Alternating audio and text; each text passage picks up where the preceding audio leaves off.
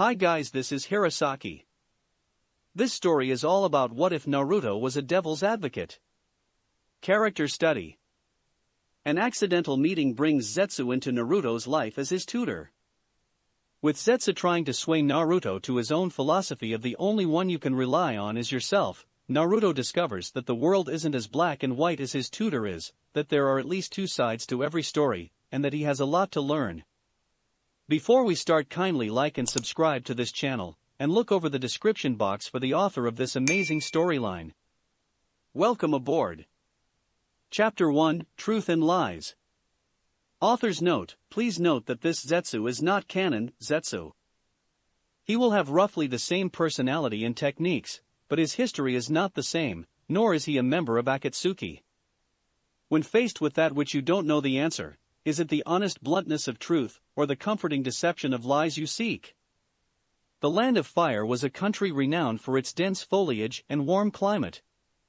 Trees grew in excess of hundreds of feet tall, creating a dense canopy which offered shady respite from the sweltering heat of the sun. Thick limbs branched out from tree trunks, creating a web of fulcrums and resting points that ninja, whether citizens of Konohagakure or invaders from foreign nations, often used for speedy traveling. In all honesty, it was Zetsu's favorite place to visit. Visit, of course, was a rather loose term, especially considering that Zetsu was a noob nin, a rogue shinobi. Fortunately, his former home of Kusagakure, the village hidden in grass, had never disclosed to the rest of the world that he was missing, so Zetsu found himself able to freely enjoy the bounties of the world around him. For the most part, anyway. True freedom would require overcoming two major obstacles. First was the fact that Kusa, while unwilling to reveal its soiled hands to the world by announcing Zetsu's existence, was still trying to hunt him down. The ninja of the grass weren't exactly renowned for their skill, and while leading them on wild goose chases was highly entertaining in one respect, knowing that they were always out looking for him was a bit of a mood killer. Still, they were easy enough to thwart, and he'd even managed to make a solid meal out of their foolhardiness several times in the past, so it wasn't exactly an all-bad situation. Even still, Zetsu tended to be careful to stay away from others, not just because it was easier for his life to pick his own battles, but because the former grass shinobi struck a terrifying figure to even the hardiest of ninja.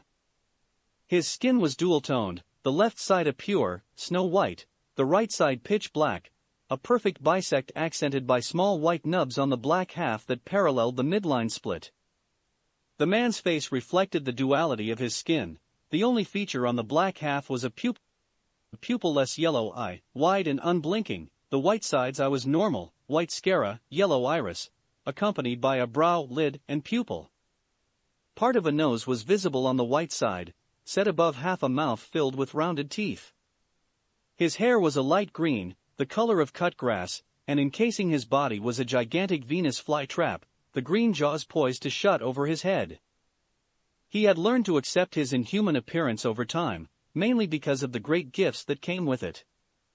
One of them, Kajiro, the mayfly technique, allowed Zetsu to merge with any plant life, including the ground, through plant roots, and travel at incredible speeds. It was one of the reasons the Land of Fire appealed to him. There were so many things he could meld into that his options were practically infinite. Plus, as a former hidden grass shinobi, he was well versed in different flora, so the wide variety present through the country fascinated him. He told himself that the fact that these particular surroundings made his plant side most comfortable had nothing to do with why he frequented the area as often as he did. That would be admitting that that part of him had a say in how he lived, and the two personalities he already possessed were quite enough as it was. "I'm hungry," he whined aloud, voice childishly petulant. There was no external response, not that he expected one, but after a moment of silent debate, the plant man decided that he was going to indulge himself. While he normally survived by either stealing food or feasting off the lay of the land, the peckish need for fresh human flesh was surfacing again. Normally, Konoha's citizens were relatively well protected, and it was honestly a little troublesome to infiltrate the village, pick off a human and either fight them, because shinobi tasted better than civilians, or risk being discovered and swarmed by other ninja, but it had been a long time since he'd eaten any Konoha nin. I wonder if they still have that nice tangy flavor the last one had. He looked over and spied a shrub of dahlias. Though Hanakatoba, the language of flowers, was not one of his more knowledgeable plant subjects, he did know that dahlias represented good taste. The irony of the flower's meaning struck him as lucky, even if he was intentionally interpreting the meaning of taste to be delicious instead of refined perception. A dark laugh emanated from him as the Venus fly-trap closed around his head, and he sank into the earth. Zetsu had found his target, a short boy, not yet into his teenage years, with messy blonde hair held back by a pair of big green goggles. His choice in clothing was terrible, an orange outfit with a thick white collar that clashed terribly with his bright hair, and even Zetsu, who stood out like a sore thumb in his own right, couldn't believe that the boy had lived for so long wearing something that just screamed "kill me." But if the clothing insisted, Zetsu was happy to oblige. It wasn't that the blonde was his first choice, children were often unfulfilling as far as meals went. But Konoha was a crowded place, and after discreetly watching passers-by from the safety of an oak tree for almost 15 minutes, Zetsu had given up on trying to pick a meal off the street. He had then moved on to the outskirts of the mighty village, scouting out the training fields in the vain hope of finding someone. Previous visits had taught him that leaf shinobi normally visited the fields in teams, genin with a jonin instructor, for instance, or pairs, chunin or jonin, so the odds of finding a victim alone had been relatively small.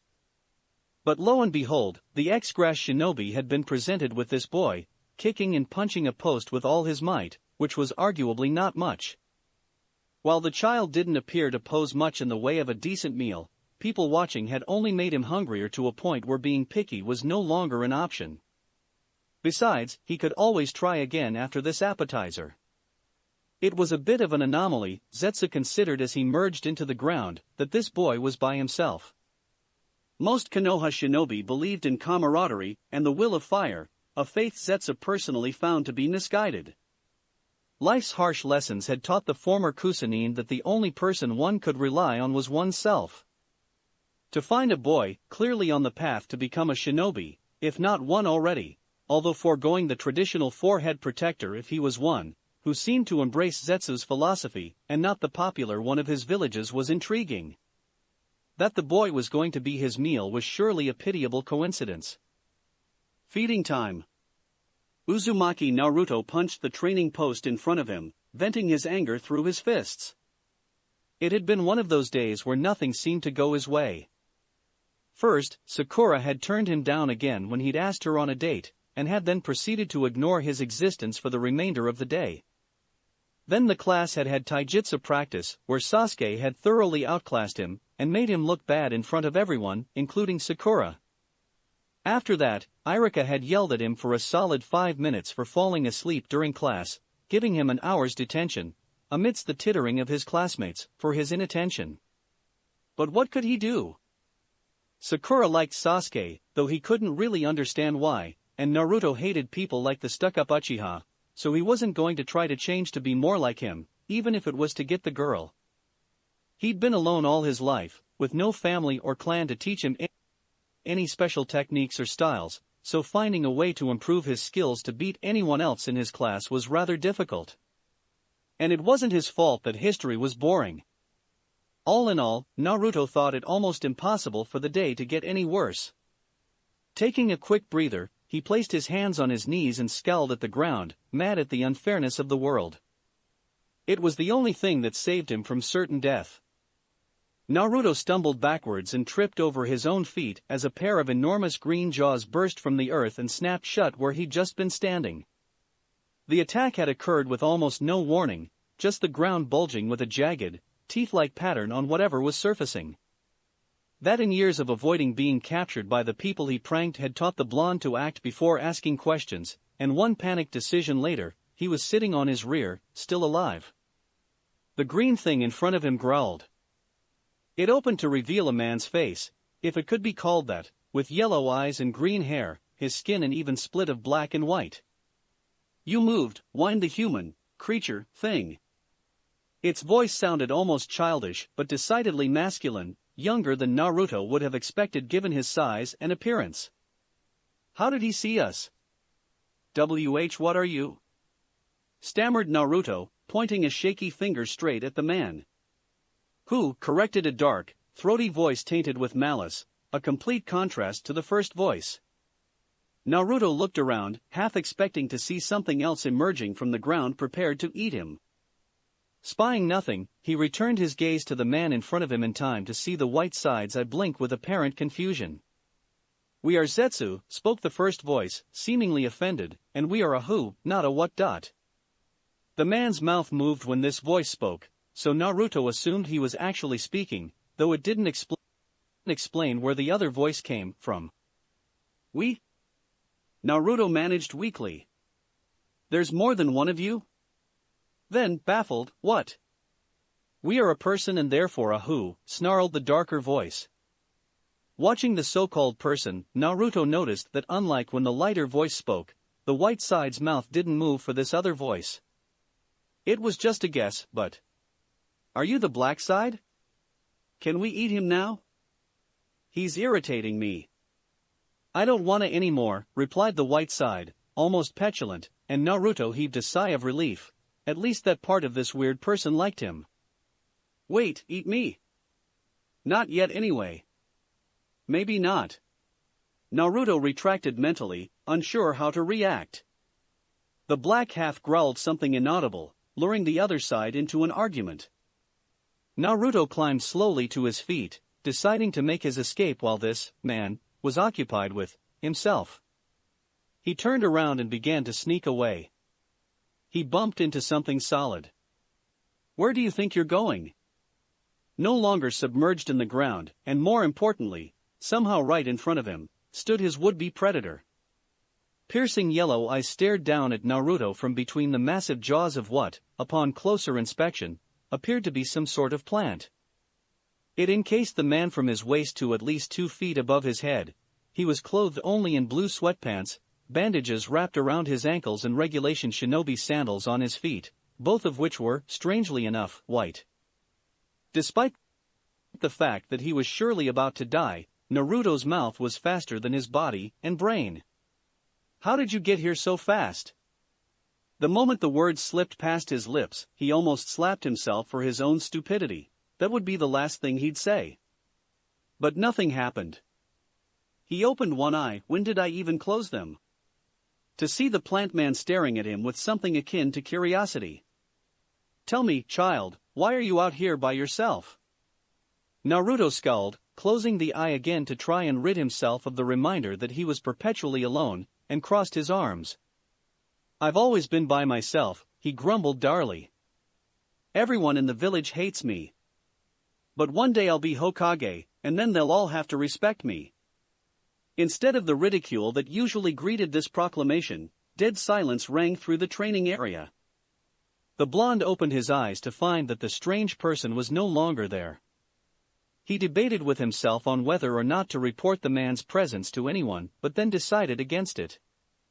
Even if someone did believe him, which was unlikely, he had no real evidence that anyone else had even been in the area, let alone an idea of where he'd gone. The whole incident felt so surreal that Naruto wondered if the plant man hadn't just been a figment of his imagination. Maybe I'll just go home now. We should have eaten the child. There's no guarantee he won't say anything to Konoha's hierarchy. You worry too much. And even if he does say anything, what's it matter? No one in the village can catch us. His black side laughed. True, the Konohanin are fools. Zetsu ate the second of 2 deer he had killed, mulling over his recent discovery of the blonde boy. Humans tasted much better than venison, but the deer meat would at least temporarily sate his appetite. There was much for him to think about. It was unheard of for him to leave a target alive simply because there had never been a reason to. Zetsu's darker side didn't understand why the child had been left alive, a scary thought, considering that he was the more intellectual and rational half. But then again, his lighter half couldn't exactly explain the reason either, and he had been the one to make the decision. It had been a flight of fancy, that was all. There was nothing to be accomplished by not eating him. In fact, it was more dangerous to not kill him. But something in the way the blonde had stood his ground against Zetsu, and in the momentary glimpse at his life, struck a chord within the plant man. Forced isolation. It wasn't quite the same philosophy Zetsu himself lived by, even if it was his lifestyle, having no alternative but to go into solitude to live his life, but it was merely a stone's throw away from his personal motto. There were differences, of course, in that the ex-grass shinobi had entered isolation to begin his life anew, while the blonde child was essentially trapped in his current, confined role, but those were arbitrary distinctions. The child had potential. His intelligence left something to be desired, though it hadn't taken him overly long to figure out Zetsu was two personalities in one, but then again, his own childishness had been insufferable at first too, so that could be overlooked. More interesting was that the boy's youth and seeming pariah status meant he could easily be molded to the viewpoint of whoever gave him attention first. That was an intriguing prospect. Zetsu avoided all allegiance to either village or person, mostly because it contradicted what he believed in. The mere idea that he was almost considering teaching the blonde to embrace his ideals was practically blasphemous. There was nothing to be gained by undergoing such a venture. So why did he still feel a strange lure to do something? There are only two options, growled his dark side. Either we leave and find a good meal to forget everything, or, echoed his other half. The thought was left unfinished. Talking out loud was Zetsu's way of reasoning through things both halves were conflicted on. It wasn't a particularly often occurrence anymore, but the method was still helpful when it did happen. Still, some things, he found, were better left unsaid. We go back. Using the Kajiro, Zetsu spent the next 3 days merged with all sorts of flora, watching the blonde child he had tried eating go through the rigors of everyday life. Granted, his life was unbelievably mundane, but Zetsu found it interesting that what the boy had told him actually appeared to be quite true. He would wake up and go to the academy from morning until mid-afternoon, where he would then head out to the training field Zetsu had met him in, when he didn't serve detention. After that, he would sit down to dinner at a place called Ichiraka Ramen, where he would down several bowls of noodles and broth. As boring as his routine was, the child was a prime candidate for Zetsu's philosophy. For the most part, the rest of his class either jeered at his mistakes or ignored him to the best of their abilities. Whispers followed him as he walked through the streets, snide remarks and cruel barbs tailing him like his own shadow. He was already ostracized from society. With a push in the right direction, he could very easily be manipulated into Zetsu's way of thinking. The only issue the plant man could find with this peculiar development was that interacting with the boy would mean contradicting the same philosophy he was trying to teach. On the one hand, it would be interesting to pass on his way of thinking to a fresh ninja who could be sculpted as he saw fit. On the other hand, doing so went against everything he knew. Unless Zetsu believed that the only person one could rely on was oneself. Technically, he wasn't putting his faith in the child, merely tutoring him in his own worldviews and ninja know-how. As long as the former Kusanin remained reliant upon his own abilities, he wasn't breaching his beliefs. Satisfied with that logic, the next step would be to see if the boy was actually willing to be taught by him.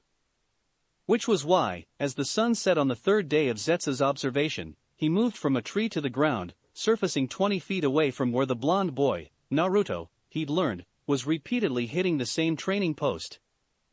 His appearance startled Naruto from his training, and Zetsu watched him hesitate in his motions, preparing, he guessed, to flee at the slightest sign of movement.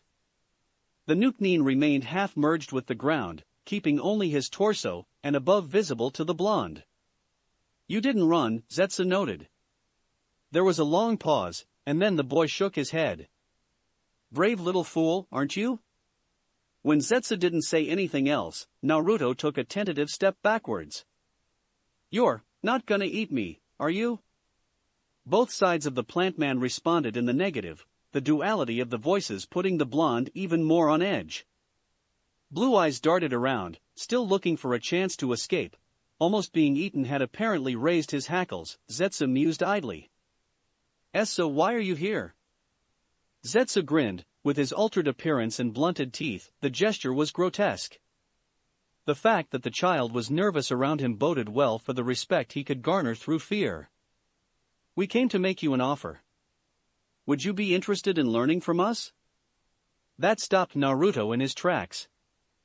His nerves calmed, at least a little, with the knowledge that he, apparently, wasn't about to become this man's meal, but his mind began spinning at the offer.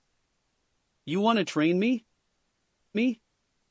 The yellow eye on the plant man's white side blinked. Naruto paused before giving a response, considering the idea. This man was clearly a skilled shinobi, capable of escaping the watchful eye of Konoha's own ninja and possessing talents Naruto had never seen before. He was offering to essentially become Naruto's private tutor, something the blonde was sorely lacking and desperate to have. But things generally didn't come without a price. What do you get out of this? And why me? When you're sad and alone, all you can count on is yourself. Naruto cocked his head curiously, clearly not understanding. Zetsu sighed, his dark side annoyed. You've been alone a long time, empathized the white half. Such a lifestyle should have taught you that relying on other people is a foolish endeavor. Naruto nodded, either missing or ignoring the fact that he was going to be reliant upon this strange man. So, what are you gonna teach me? Oh. What about the way you pop up in places, can you teach me that? Zetsu blinked in surprise. It was astonishing how quickly the boy had gone from being hesitant about his presence to being excited about the prospect of learning from him. Perhaps he, too, had some sort of psychological disorder? That was something to look into. No, replied the former Kusanine. Kajira wasn't a technique that could be performed by any random ninja, and like the rest of Zetsu's oft-used jutsu arsenal, was unique to his body structure. The blonde looked momentarily stumped, but brightened again instantly. Taijutsu? Oh, how about some cool ninjutsu? Zetsu stared at him. No. When he had worked for Kuzugakure, both of those areas were necessary aspects of the plant man's skill set. He had possessed moderate talent in both hand-to-hand combat and Doton ninjutsu, nothing overly spectacular, but certainly enough to get by. After he'd come into ownership of his current body, any prowess in those fields had been ignored, though not forgotten, in lieu of his more useful abilities. You will still have to attend the academy to obtain those skills. Or learn them from your Jonin sensei. Or learn them by your own hand. Do not put your faith in others to assist you. The hypocrisy in his statements again seemed to go unheeded by the blonde. Naruto frowned at him. Well then, what can you teach me? Botany. Botany? Naruto echoed incredulously. The study of plants, answered Zetsu's darker side. The boy began to protest, but a growl from the same, eviler half stopped him. With time you will learn that nature can be either a worthwhile friend or the harshest of foes. It really will be useful for you to know. Naruto shrugged, unwilling to look a gift horse in the mouth. If you say so. 3 weeks later found Naruto tromping off to the training grounds in preparation for his daily lesson with Zetsu, whose name he'd been reminded of 2 days into their routine. The man was interesting, that Naruto would freely admit, and his time spent with the former Kusanine so far had allowed him to pick out some of Zetsu's more peculiar traits. For one thing, he was still adjusting to Zetsu's duality. He was hesitant to call it a second personality because Zetsu often seemed to be 2 people in one, but that might have been his imagination. Black Zetsu and White Zetsu, as the blonde had taken to mentally referring to each of the man's halves, each possessed his own opinions and personality, though they both seemed to agree on certain matters. He'd also noticed a pattern in the man's speech, where when both halves were in agreement, Zetsu would refer to himself as we or us, whereas when one side was expressing his own opinion, he would refer to himself as a singular entity. The disparity of what Zetsu agreed with himself on was amusing, to an extent, but also simultaneously head-pounding. White Zetsu, who seemed to be the more laid-back, curious, and, dare he say, playful side, had a tendency to find Naruto's confusion and frustration more humorous than anything else. The plant man's dark half was serious, straightforward, and way too smart, possessing a sinister nature which reminded Naruto a little of the villagers' treatment towards him. The main difference, he supposed, was that Black Zetsu never seemed intentionally cruel with his barbs, merely matter-of-fact, or at least matter-of-fact in alignment with his own beliefs. But Naruto found that he couldn't complain too much about Zetsu's quirks. True to his word, the man was teaching him all about Konoha's flora, from medicinal properties of herbs to poisonous qualities of plants. The information was vast, and it shocked Naruto how little he knew about his surroundings, although he often found his mind wandering at certain points during Zetsu's lessons. Such inattention often resulted in Black Zetsu snapping at him for his inability to memorize important facts, not to mention repeated lectures to make sure Naruto had retained the information, but the blonde bore through both because he finally had someone who was willing to pay him attention. Every day when he met Zetsu at the training grounds, he was led to a different part of Konoha's surrounding foliage, where the plant man would point out different plants and lecture him on their properties. Zetsu always remained half-merged with some form of vegetation during their sessions, only gesturing towards whatever he was talking to and physically interacting with Naruto as little as possible. In fact, now that he thought about it, the only time Zetsu had ever touched him was on the first day of their lessons, and even then, it had only been the briefest of contact from the white side. Zetsu emerged from the ground as Naruto entered the training area. "Stand over there," he ordered, pointing at a spot opposite the training posts. Naruto shrugged, confused by the change in routine, but did as he was told. Thanks to daily lessons and interactions with the man, he'd quickly gotten over his terror of Zetsu induced by their first meeting. He had little to fear now except Black Zetsu's somewhat short temper. And while some of the information the plant man taught seemed unnecessary, he'd also yet to steer the blonde wrong or sabotage his learning. On a short stump in the area Zetsu had indicated was a cloth bundle held together by a cord. Naruto undid the tie to reveal a pile of kunai and senbon. Picking up one of the thin needles, he ran his fingers along its length, purposely pricking his pointer on the tip to test its sharpness. He looked up in time to see an exact replica of his likeness step away from Zetsu and disappear in the direction of the town. The senbon fell from his slack hand and hit the pile of weaponry with a small clang. "What was that?" "Narikawari no jutsu," growled Black Zetsu. "It's why the village isn't suspicious of your whereabouts, Naruto-kun." Naruto cocked his head to the side, scratching at his temple. "You mean the kawarimi?" "There is a difference between substitute and substitution," Black Zetsu replied testily. "That's why the kawarimi is more correctly known as a body replacement than a substitution." "Oh. Well, can I learn what you did?" "No." Naruto scowled at the pile of weaponry in front of him. While he appreciated the fact that Zetsu was taking the time to actually teach him something, it was frustrating to not learn anything substantial, especially in the way of new jutsu. Zetsu had some pretty cool techniques. "Why not?" he demanded. "Because you don't look like this," snarled the older male. Naruto recoiled at his tone. Despite Black Zetsu's shorter fuse than his more polite half, he'd never reacted with such vehemence before. "Our jutsu are unique to us, Naruto-kun," placated White Zetsu, "which is why you can't learn them." Naruto nodded slowly, taking up his previous position with a mental note to not irritate Zetsu again that day. He waited for his teachers to say something, but they seemed to be having a silent argument. After a minute, White Zetsu spoke up. "You're set to graduate tomorrow, right, Naruto-kun?" The blonde's head bobbed again, the thought of not passing not even crossing his mind. "Well, once that happens you'll spend a lot of time out on missions, and with your team, meaning our time together will be more limited. We want to be sure that you are prepared to use some of the tools we have taught you." The blonde picked up a kunai, admiring the difference in quality from what he owned.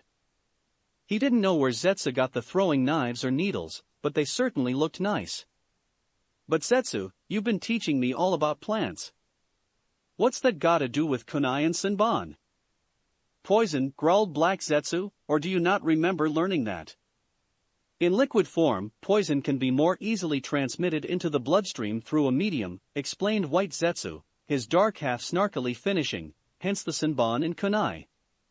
Naruto's brows furrowed skeptically. "Is poison really that good though?" I mean, from what you've said, it takes a lot of work for something kinda meh. You have clearly never heard of either Chiyo or Sasori of Sunagakure. Nope. Both were experts in poison, and Chiyo created several during the Second Shinobi World War which could only be countered by Tsunade of the Sannin. You've heard of her, I presume. Your lack of knowledge pertaining to your own village is simply astounding. The point is that it really is an effective method of fighting, if used properly. Proper shinobi learn how to assassinate from the shadows, something poison does easily. Experts dip weapons in their poisons to intoxicate their opponents. I personally preferred Senbon when using man-made weapons. Naruto looked both troubled and confused. But I haven't even tried making any poisons yet. How do I know if I'm actually gonna be good at using them? Then perhaps you should practice, snarled his tutor, or else what was the purpose in teaching you? It's something you should work on in your free time, agreed the lighter side, but for now, perhaps we should work on your precision and accuracy. He moved slightly to reveal a target attached to one of the training posts. Have at it. The next hour was spent with Naruto throwing a mixture of kunai and senbon, which required some experimentation, since handling senbon weren't reviewed as thoroughly at the academy, at the target. None of them hit the bullseye, though several were scattered about the outer rings. Naruto grew increasingly frustrated throughout the session, as his ineptness with the ninja tools became more apparent. You seem to have little talent for projectile weapons, Black Zetsu noted idly, collecting several kunai and senbon littering the ground behind the target. Shut up! Snapped Naruto, temper fraying. Like you can do any better. Zetsu immediately vanished into the ground, and Naruto felt panic grip him, thinking that he'd driven off his tutor with his words. Again, his mouth had chosen to speak before he could really think about what he was saying. The plant man reappeared next to him, and Naruto sighed with relief. Zetsu's arm flashed forward in a swift movement that the blonde couldn't catch. His other arm, the black sides, came up and pointed towards the target. Naruto's head swiveled toward it. Stuck in the bullseye, just slightly off-center, was a single senbon. White Zetsu flashed Naruto a triumphant grin as the darker half stated, "You were saying." The blonde's mouth opened and closed, a landed fish, before he hung his head in shame. "Sorry Zetsu," he mumbled, picking up a senbon and twiddling it between his fingers. "It's okay, Naruto-kun," soothed White Zetsu, "just try to focus. The motion is in the wrist more than the arm, try not to hold it so rigidly. Now concentrate, and throw when you feel ready." Naruto waited, squinting hard at the target in an attempt to visualize the path the needle would take. His arm moved, not nearly as fast as his tutor's, and his wrist flicked out, releasing the thin weapon. Beside him, Zetsu nodded. "Well done, Naruto-kun." The senbon, while not buried in the center of the target, was in the second smallest ring, close to the ring surrounding the bullseye. Naruto felt a swell of pride at his accomplishment. In the academy, whenever he'd tried to prove his superiority over Sasuke in weapons practice, he'd always failed miserably. It was nice to see that he was making some progress. "Keep at it, you still need the practice." Well, at least he had impressed White Zetsu. Another hour and a half passed before Naruto decided to call it quits. He could hit the target 7 times out of 10 with senbon, which he had decided to focus on when they felt less bulky in his hands than kunai, though his accuracy for nailing the center still left something to be desired. At the end of the session, he helped Zetsu gather all the weaponry, dumped it in the cloth bundle, and stepped away to allow the plant man to tie it together. When that was done, Zetsu turned to him and handed him the full package. "These are yours now, Naruto-kun. You should practice your aim whenever you have the opportunity." Naruto stared at the gift in mute shock. Barring the meals Irika or the Hokage sometimes offered to pay for at Ichirako Ramen, nobody had ever given him anything before. It was simply unheard of. Overcome by emotion, he moved to show Zetsu his gratitude. "Touch me and die." Or he would just settle for being appreciative. From a distance. "Thank you, Zetsu." He bowed slightly, the first sign of respect he'd ever shown anyone, and then practically skipped away. The former Kusanin watched him go, expression impassive, before disappearing into the ground. LLL. Naruto trudged through the forest surrounding the training area he frequented with Zetsu, mind in a tizzy. High above, the moon reflected off the metallic surface of the blonde's new height. It was technically Irika's current one bequeathed to him, but technicalities, which was gripped with white-knuckled intensity in his right hand. Too many thoughts were running through his mind, the conflict of different opinions crowding his ability to properly sort them out and think.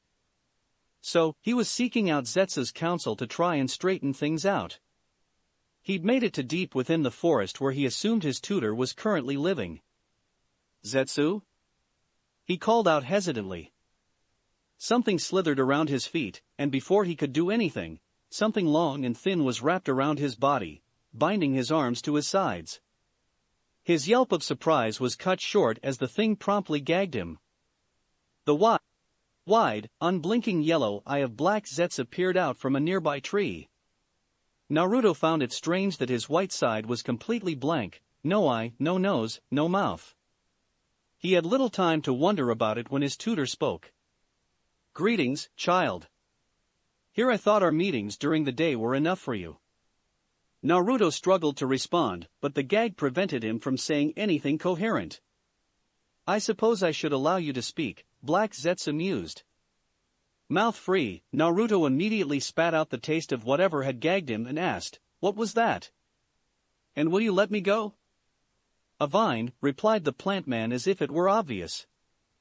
It was quite amusing to watch Naruto struggle against his bonds. He'd sensed the boy coming, of course, but his sadism dictated that he get some mileage out of terrifying him for a bit while he had the opportunity.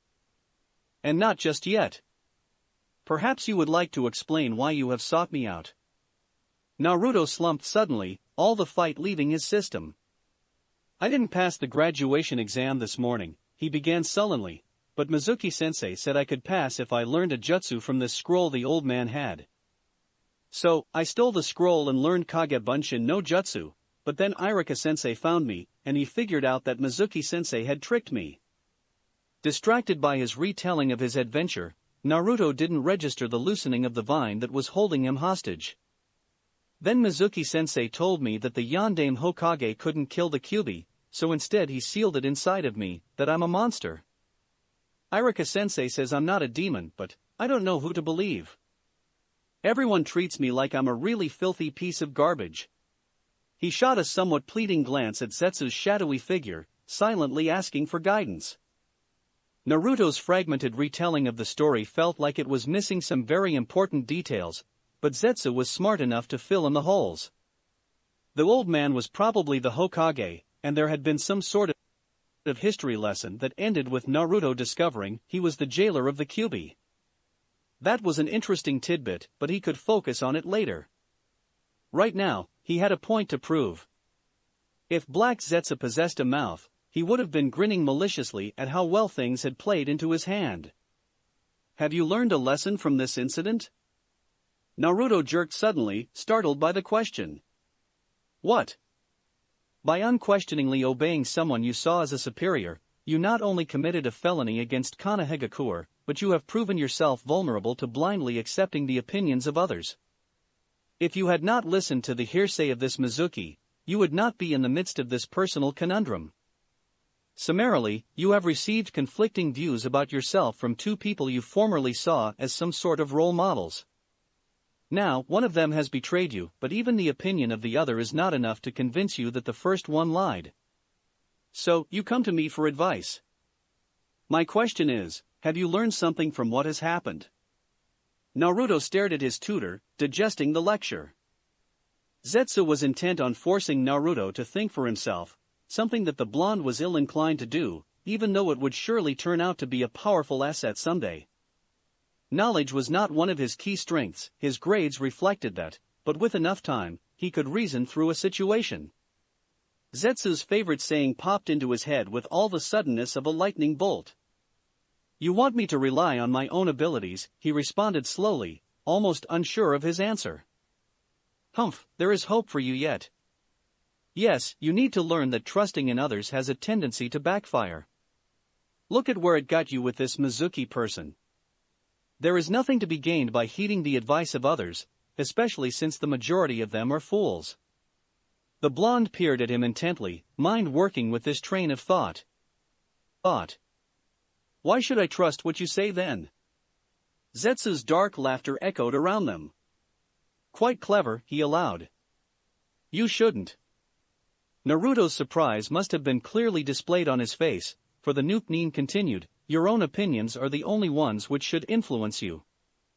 That is the lesson we have been attempting to teach you. Our main purpose has been to guide you to that conclusion. Now, do you believe that you're a demon? No, he replied after a moment of thought, I guess not. He didn't feel like a demon, whatever that implied. Are you gonna leave? You know, now that I understand what you've been trying to teach me? No, Black Zetsu informed him curtly. You are still young and naive, and as such are prone to the fallacies of your age. We have invested time and effort into your tutelage thus far, and we will not abandon our project midway, especially after this breakthrough. If Naruto took offense at being deemed a project, or any of the other descriptors Black Zetsu had dubbed him, he didn't show it. I can tell that despite your realization of our ideal, you are still unsure what to believe. It is good to ask questions, though you should not invest your faith in others for the answers to them. Draw your own conclusions. Naruto's eyes closed tightly in what Zetsu recognized as his thinking pose. They opened after a time, accompanied by an agreeing nod.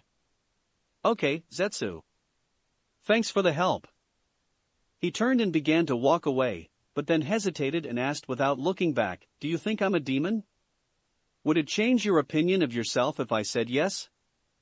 The blonde shrugged half-heartedly. Probably not anymore. Just curious. There was no response, and Naruto began his trek again before the deep voice of his tutor spoke. Those in glass houses shouldn't throw stones. Zetsu said nothing more, and Naruto knew that the conversation was over. As he headed back to the village proper, he considered his tutor's departing words. Cryptic as they were, Naruto felt as if the plant man didn't view him as reincarnation of the fox, which helped align his own views about himself. As much as he would have liked to say the opinions of others didn't matter, Zetsu was probably the closest thing Naruto had to a friend. The Hokage and Iruka didn't really count, they were more like superiors, and what he thought of the blonde mattered. In the weeks since they'd met, Naruto had grown to respect Zetsu's opinions about things, even if they were a bit different from how he usually thought. And although the Nukenin's teaching methodology was strange, it was also proving to be interesting. And apparently effective. But Naruto thought that maybe Zetsu's last words said more about what the plant man thought about himself rather than how he viewed Naruto.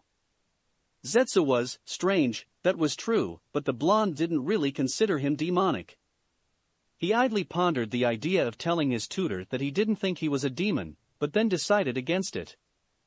If there was one thing Naruto figured he could take from this night, it was that Zetsu didn't believe what anyone thought of him, good or bad mattered, and neither should he.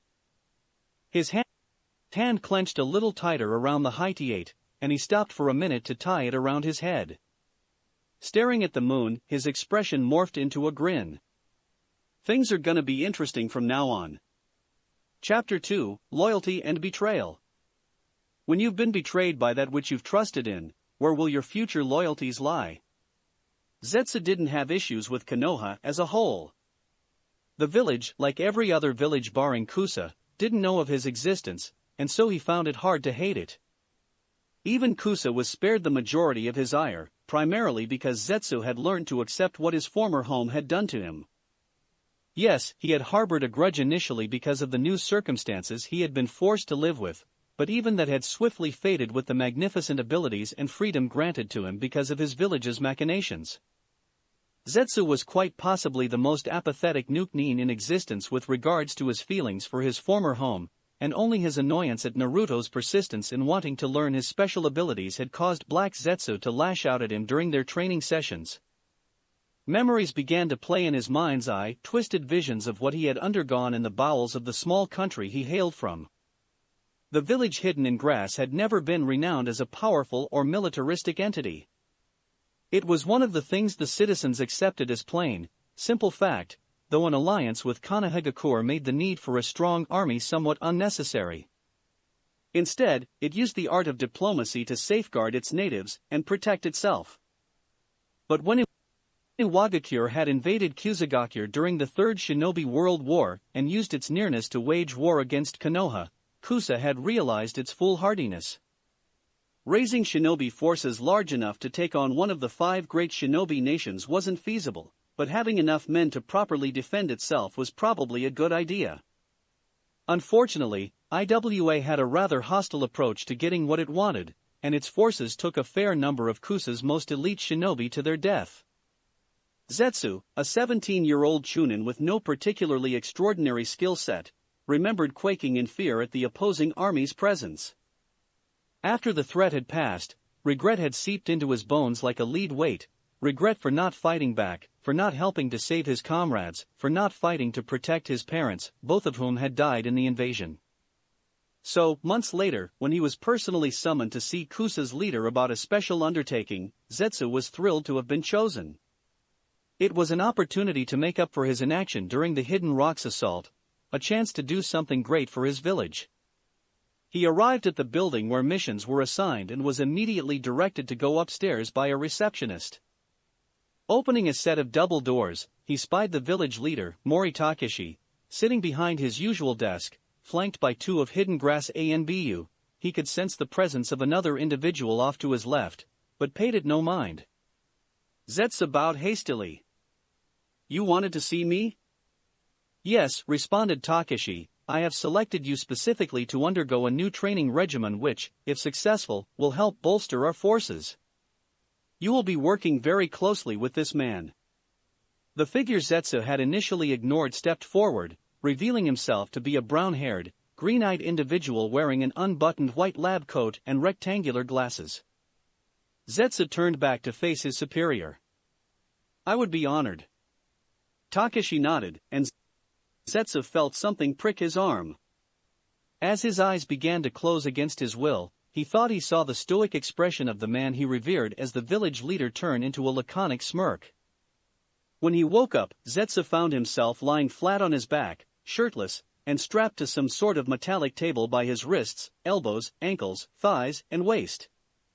What? "Oh, you're awake." Suddenly, his vision was filled with the image of the man in the lab coat.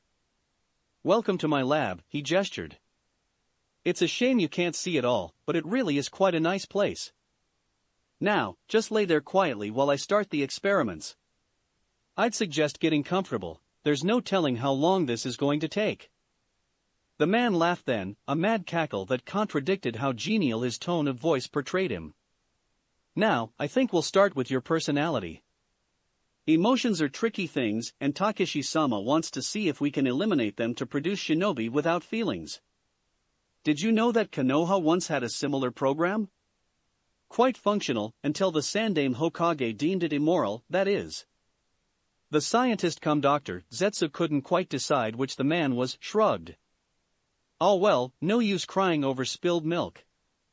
Unfortunately, treating you will be a bit different. You've grown up without being discouraged from expressing emotions, so repressing them will take some work. Lucky for me, I have this." He held up a small black seed. "Do you know what this is?" When no response was forthcoming, he continued, "This is the seed of the beech moonflower, a plant which grows along the eastern shore of the Land of Fire. By itself, you might experience some mild hallucinations, and a bit of lethargy. Combined with my chakra, well, the effects multiply dramatically. Now open wide," he commanded in a sing-song voice. Strapped to the table, Zetsu was helpless to prevent the man from putting the seed in his mouth and forcing him to swallow. "Good," lauded the scientist. "Now how about another one?" Zetsu quickly lost track of time and reality as he remained trapped in the scientist's clutches. Weeks passed with him being force-fed the chakra-enhanced beech moonflower seeds, his only real nutrition coming from intravenous fluids, as his senses dulled and his mind regressed. The only voice he was aware of was that of his tormentor, who was prone to either talking aloud about what he was doing or discussing his years researching botany and its application to create perfect shinobi. In a way, Zetsu was grateful for the sound, because the one-sided conversations gave him an idea of what was happening to his body, as well as a connection to the real world. Mused the scientist almost 4 weeks after Zetsu's initial imprisonment. He flashed a light in front of Zetsu's eyes, pricked his body with sharp instruments, and asked Zetsu a series of questions, to which the Kusanine barely replied. Emotional acknowledgement appears active only in response to basic external stimuli and is limited to simple reactions. I'd say this was a success. He turned around and began muttering to himself, writing notes on a clipboard. For Zetsu, it was only the beginning of his transformation. Aside from making sure Zetsu was still alive, the scientist spent the next 2 days preparing for what he referred to in mumblings as the second experiment. What it was, Zetsu had no idea, but his focus during that time was more internal. As the somewhat addictive effects of the beach moonflower seeds dulled slightly, withdrawal was a bitch, though he refused to show it outwardly, unwilling to allow his captor to continue force-feeding him the seeds. Zetsu swore he could hear the dark rumblings of another person within his mind. His awareness, reduced to almost childlike cognizance, wondered at the new development as the voice grew stronger, whispering sinister words meant to sway his lost perspective on life. At the end of the 2 days, Zetsu's captor approached him with a syringe. "This won't hurt a bit," assured the scientist, inserting the needle and compressing the plunger. Drowsiness immediately overwhelmed Zetsu's senses. "You'll be looking at the world in a whole new way when you wake up," was the last thing he heard, said in that same falsely kind tone he had grown used to. Darkness seemed to encompass everything. "A light would be nice," Zetsu observed absently, his voice more high-pitched than he was used to. The area around him brightened slowly, and Zetsu looked at his hands. They were smaller and paler than he remembered. "Why am I so different?" There was a deep laugh, the tone mocking and cruel. Zetsu's head snapped up at the sound, his eyes focusing on himself. It was his own body, but not quite. The man was a little taller and sturdier than he was at 17, and his aura exuded a confidence and darkness that he lacked. A sinister smirk graced his lips. "Hello, Zetsu. Who are you? Why do you look like me, only older? Why do I sound so young?" The man threw his arms out wide. So curious, like a child learning the ways of the world. He spoke with mocking contempt, though Zetsu couldn't tell if it was directed at him, or if that was just his manner of speech. "I'm you, or at least a part of you. The seeds that fool gave you repressed your emotions, though not quite in the way intended. To cope with such a change, your mind separated the mature aspects of your personality from your more childish ones. Hence the difference in appearance for both of us. When the fool stopped giving you the seeds, your body slowly began to weed the effects from your system. Unfortunately, the damage has already been done, and now your body is readjusting to your new selves." Zetsu hesitated in responding. This other him was a bit scary to talk with, but there was something in the way the man spoke that indicated he wasn't the target of his other side's cruelty. "So what's going to happen to me?" "To us," corrected his older self. "We will both survive in this body, each only a piece of a person. For the moment, I am but a repressed representation of your intelligence, darkness, and maturity, with limited jurisdiction over this body. As the effect of the hallucinogens wears off and your mind adjusts to the separate personalities, we will develop joint control of the single body. And then we will strike." His head swiveled away from child Zetsu. "It is time. I have matters to attend to." Before Zetsu could even ask what he meant, the man was gone. He stood in the vast emptiness of his mindscape, wondering what his darker side could be doing, and trying to figure out what was going to happen to him. Eventually, a new sound made its way to his ears. "Wake up, my little test subject," spoke the cheery voice of the scientist, "time to see the fruits of my labor." Zetsu came to with a groggy moan, though he immediately had a mental panic attack when he realized he couldn't see the ceiling. The scientist must have sensed his discomfort, for he said, "Relax.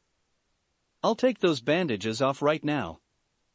That statement did nothing to ease Zetsu's inner turmoil, and he closed his eyes as his captor began to unravel the material blocking his vision. He was commanded to open his eyes as soon as the bandages were gone.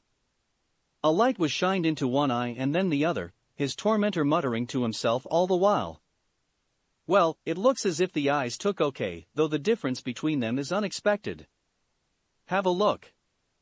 He held a mirror in front of Zetsu's face, allowing the teenager to get a good look at himself for the first time in weeks. His eyes were now a bright yellow, wide and round. More peculiar than that was the fact that his left eye possessed the outline of a pupil and the smallest sliver of white sclera, whereas his right eye was completely blank. "Now you'll be able to record images that you see at will, perfect for spying. Though I don't know what's wrong with your left eye, I suppose that'll have to be determined some other time. We're on a bit of a timetable." Something was wrong with his left eye? But that was the more normal-looking one. The dark but tired laughter of his older self echoed in Zetsu's head. Victory was what it seemed to say. Time passed again for Zetsu, though he wasn't too concerned with the amount lapsed. He spent a lot of the time in internal reflection, speaking with his older self about plans for the future. Apparently, his darker side had used his limited influence to interfere with the skill granted to him by the eye surgery, sapping the recording ability and transferring most of it to his right eye.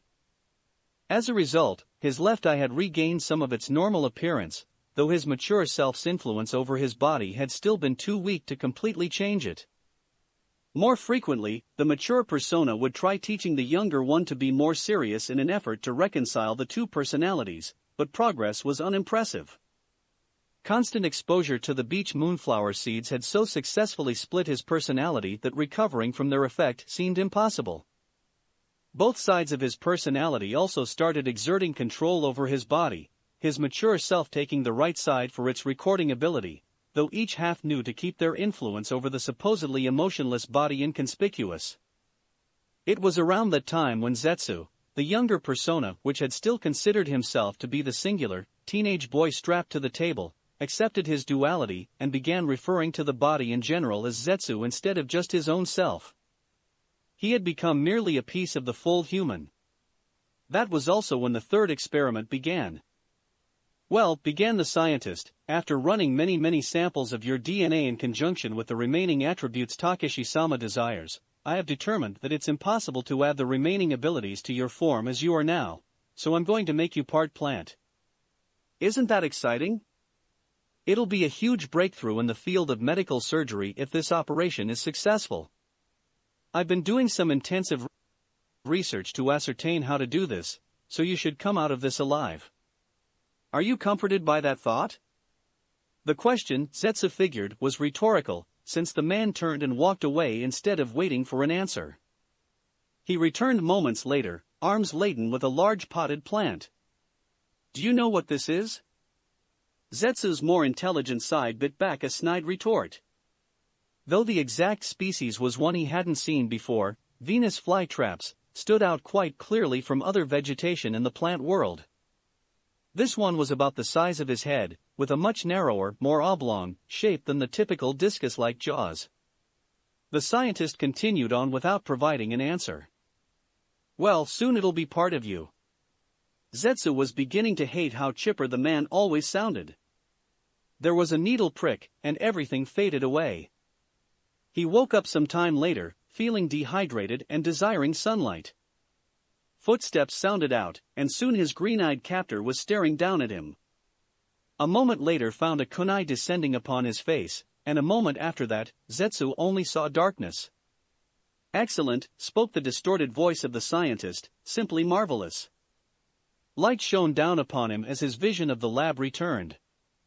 "You'll be happy to know that this was a complete success," the man informed him. "Your DNA is now a mixture of plant and human, and the incorporation of the Venus flytrap into your body gives you a defense mechanism to protect your vitals. The tricky part was finding a way to graft the plant into your human system. Basically, the roots of the plant are tied into your bladder, where they absorb the water in your urine. They branch out from there, following your bloodstream and using some of the carbon dioxide present there as part of the plant's life cycle.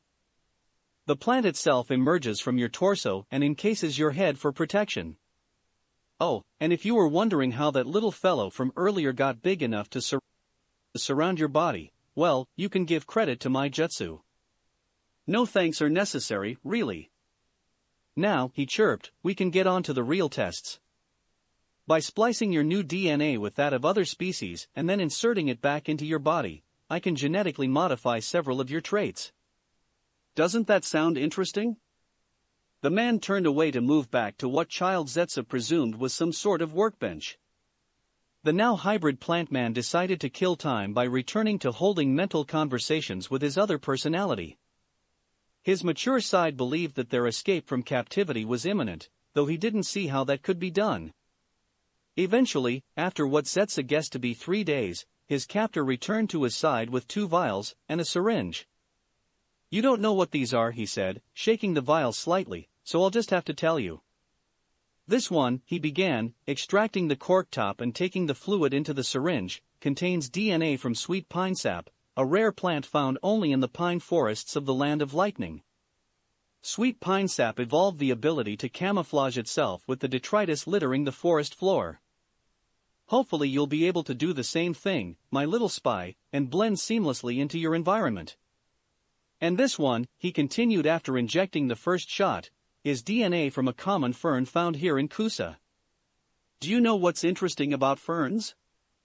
They reproduce asexually by dispersing spores to the wind. Can you imagine hundreds of little spores germinating from just one plant? With any luck, you'll be able to do the same thing, maybe not on the same level, but imagine creating a plethora of clones to help you out in a fight. As the man muttered, marvelous. To himself over and over again, both halves of Zetsu were embroiled in conversation. Soon, swore the older side, the moment of reckoning is almost upon us. His more childish side nodded. In the meantime, it is long past time to assert our dominance over this fool's experimentation. Over the next 2 days, the darker persona manipulated the spread of the sweet pine sap DNA, while the other side cordoned off the fern DNA.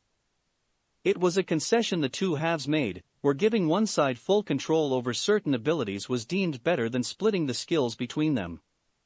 When Zetsu's captor eventually returned his full attention to the plant man after preparing for the next procedure, he almost dropped the vial he was holding in shock. No. What happened? Why do you look like that? As the man moaned to himself and tried calculating what had gone wrong, Zetsu's 2 personalities met inside his mindscape. The more mature one, now a deep, ebony black with no distinguishable facial features save the wide yellow eyes, laughed. And now the idiot runs around like a headless chicken.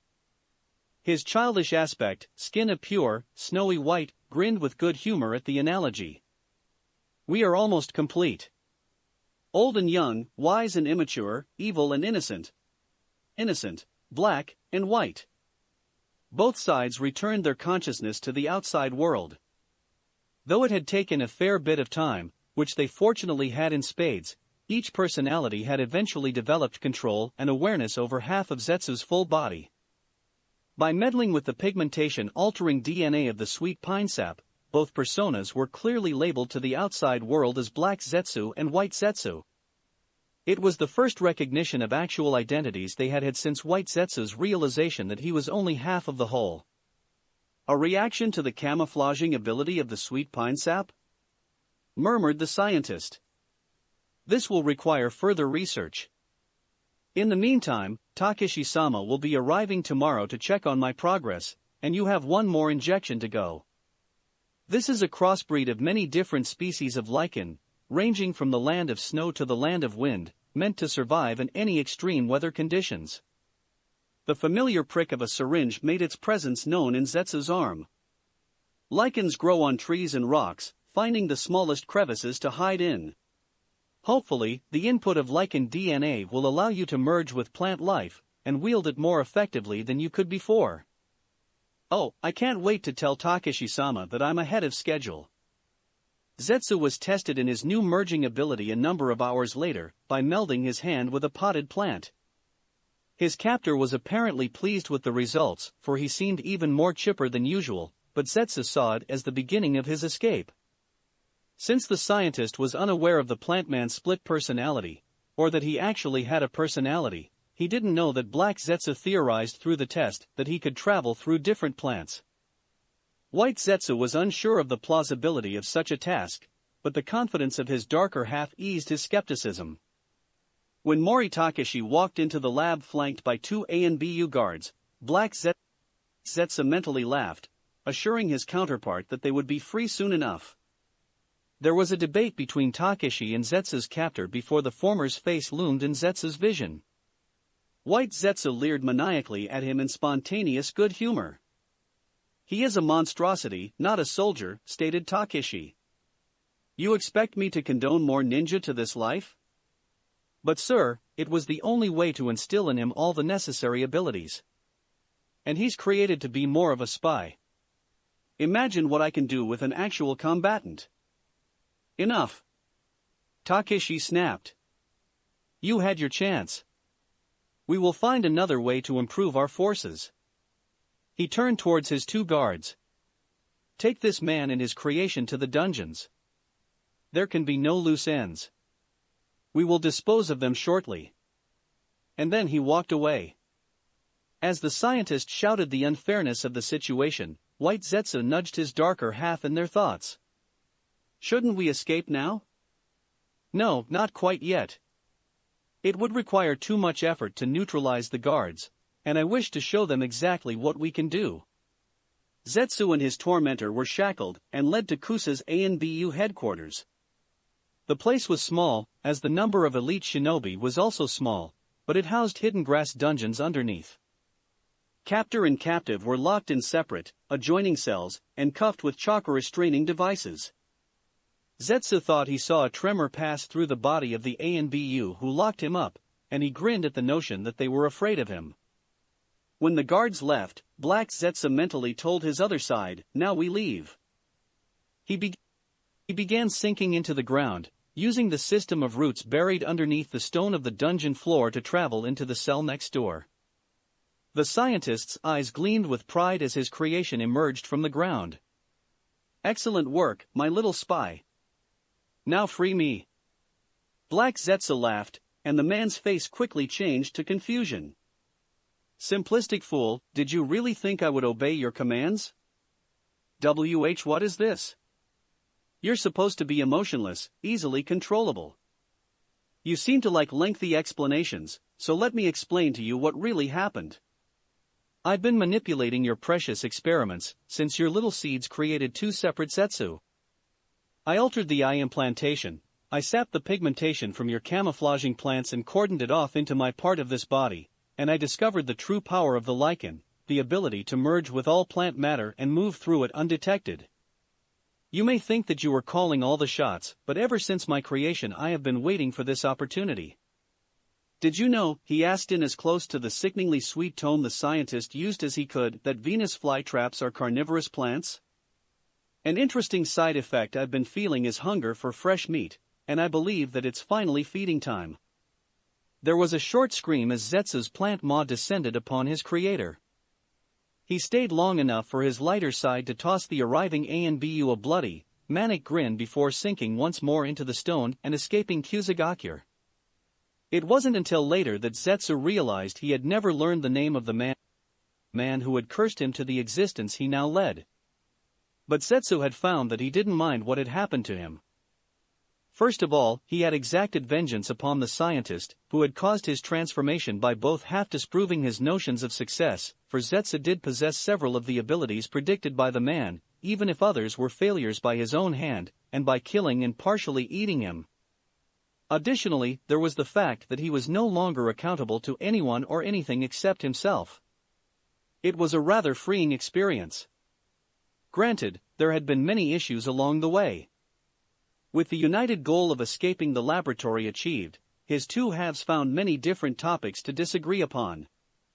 The arguments were sometimes nonsensical and almost always counterproductive, especially since they had to share the singular body and often wouldn't move until they reached a consensus. Over time, they had learned to get along out of sheer necessity, with White Zetsu becoming a little more focused and serious and Black Zetsu toning down on his cruelty and general disregard for the other half's foolishness. Compromise, they had discovered, was the optimal choice. The discovery that they could quite literally become two separate entities for extended periods of time helped too. Even though they had agreed to stay together for purposes of practicality, Black Zetsu had taken Zetsu's previously limited sensing abilities to a higher level, while White Zetsu could produce copious amounts of clones and chakra-absorbing spores. Having the opportunity to move independently allowed for one of them, more commonly Black Zetsu, to relieve any tension caused by the other half. In the end though, they always came back together, as loyalty to each other was the only ideal they really had to cling to. So, when Naruto came up to him the next day, his height proudly displayed on his forehead, and asked if Zetsu would be interested in joining the Hidden Leaf, the plant man laughed. The sound startled Naruto, primarily because both sides found the question amusing, but also because hearing the sound of dual laughter mingling together was eerie, not to mention a first. "Do you know what that piece of cloth and metal means?" asked Black Zetsu as his lighter side continued to giggle. "Yeah. It means that I'm finally a ninja of Konoha, one step closer to being Hokage. Perhaps on some level. But there's more to it than that. That headband ensures your loyalty to Konohagakure. From now until the day you die, you will serve as an instrument of its will. There are things that you'll have to do that you won't like, but obeying your superiors is now a necessity. Giving up our freedom to serve anyone but ourselves would be a fool's errand. But Zetsu, you seem to know a lot about how shinobi live.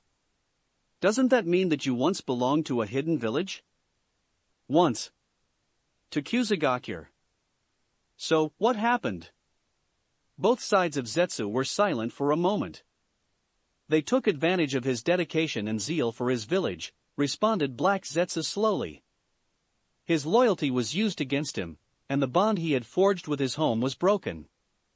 I learned the hard way not to trust blindly. It is a lesson we keep close to today." "The only one you can rely on is yourself," whispered Naruto. "Exactly. Did you know that almost all Noopneen slash their height when they leave their village?" Never having come across any rogue ninja, the blonde shook his head. "They believe that doing so symbolizes cutting all ties to their former homes, the severance of any allegiance or connections they once had to anyone or anything from where they came." When Zetsu didn't continue his thought, Naruto ventured unsurely, "Well, doesn't it?" The plant man shook his head. "No, it doesn't. Scoring the headband eliminates chosen affiliation with one's village, a mark of disloyalty. But even wearing a slashed height means that you attribute some part of your being to recognizing what your village has done for you, the influence it had in your upbringing. In keeping it, there is still a tie to your village, a symbol of pride in where your roots are, even if your beliefs are no longer aligned along the same path. It is a reminder of where you came from, and how you evolved as a person. That's why we discarded our own height long ago. We keep no ties to Kusa, no feelings of attachment either good or bad." "What about your parents?" Naruto tried. "Don't you care about how they're doing?" "They're dead. They were killed when Iwagakure invaded during the Third Shinobi World War." Naruto's expression crumpled into one of shame. "Sorry," he whispered. "For what?" White Zetsu asked, expression full of innocent curiosity. "You weren't the one who killed them." "But it is pointless to apologize for things which you have no influence over." The blonde remained quiet, his head angled down to look away from Zetsu. Apologies were not things he handed out often or ever, primarily because he never felt he had anything to be sorry for. Most of the pranks he pulled were justified comeuppances served upon those who had wronged him, and the ones that weren't often resulted in him being punished. Besides, he could count the number of people who would actually stand around and listen to him apologize on one hand and still have fingers left over, making the point rather moot. Apologizing for doing something wrong was one thing, but apologizing because he felt bad? That was an unheard of precedent before now. Empathy was not an emotion he was ignorant of, and in fact, Naruto thought that perhaps he would be good at empathizing, given all the crap he'd put up with throughout his life, but there had never before arisen a situation where he could feel bad for someone. His own life experiences were unparalleled by anyone else within the village, and so the blonde found himself at a slight loss for how to explain the sudden emotional outcry he felt for Zetsu. His tutor was family-less like him, albeit Zetsu had actually known his parents, and was considered an abomination by the rest of the world, assuming his existence was even known. Even though there were probably stark differences between Zetsu's life and Naruto's, the blonde couldn't help but feel that he and the plant man shared something few others did. When the Jinchuriki lifted his head, his blue eyes were solemn but without pity. "So what are we doing today?" Naruto asked him. Zetsu was impressed. Given the blonde's propensity for emotional outbursts, he had thought that he would be forced to endure a bout or two of good-intentioned but unnecessary and unwanted platitudes. Instead, Naruto had heard his dismissal, digested it, and moved on with little more than a glimmer of understanding. The boy's measured acceptance of Zetsu's simple words only reinforced the sway the former Kusanine had over his blonde pupil. "Did you bring your weapons?"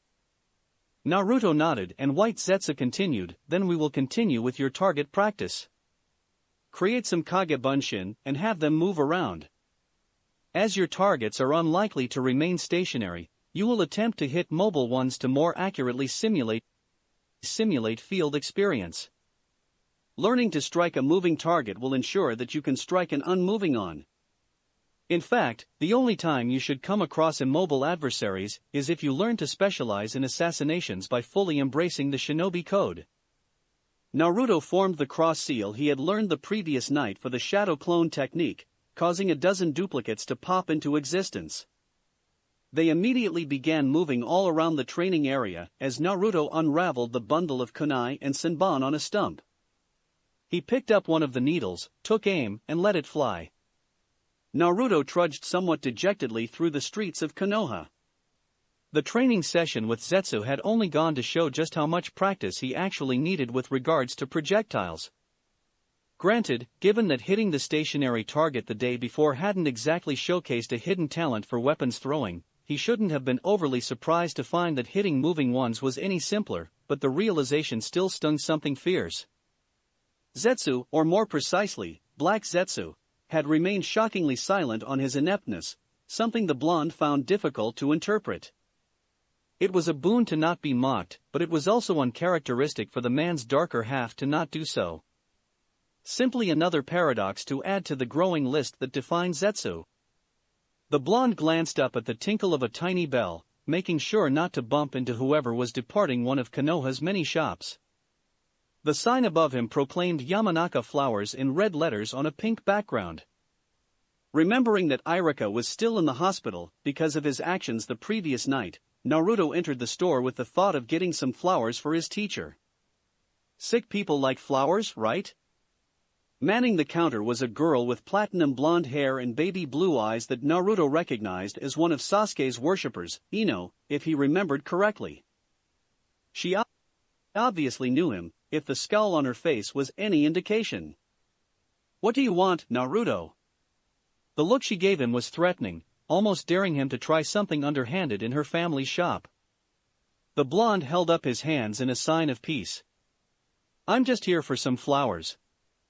Irika-sensei was hurt real bad last night because of me, and I wanted to get him something." Ino's scowl disappeared to be replaced by a scrutinizing expression.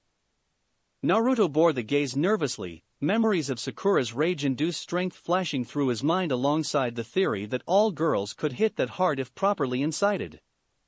"All right," she said at last, apparently judging him to be a non-threat, "I know just what you're looking for." Naruto watched as his fellow blonde bustled about the shop, picking out certain flowers and plunking them into a vase. "I didn't realize you worked here," he tried conversationally, unnerved by the silence. The blonde was used to noise when around other people, his own brash comments, Zetsu's snide remarks or placating explanations, the jeering and laughter of his peers, and not hearing anything was making him more uncomfortable than he already was. Being around Zetsu was forging some modicum of thinking before he acted, stealing the scroll of seals notwithstanding, and he was miffed to find that the other students in his age group had good reason to avoid and or make fun of him. And even though Naruto appreciated what Zetsu was teaching him philosophically, the blonde wasn't entirely sure he wanted to end up like his tutor, alone and distrustful of others. Naruto was lonely, had always been lonely, and would continue to be lonely unless something changed. If being genial to one of his peers, fangirl of the Uchiha or not, was a requirement of that, he would at least give it a try and see what happened. Ino straightened from looking over a colorful variety of tulips. Yeah, I work here part-time when my parents are busy, and we don't have much work from the academy. Don't know how much time I'll be able to put in now that I'm a genin. She trailed off as she took the gathered flora and went behind the counter to start arranging them properly. Naruto took several steps forward and paused in front of the counter, hands clasped behind his back.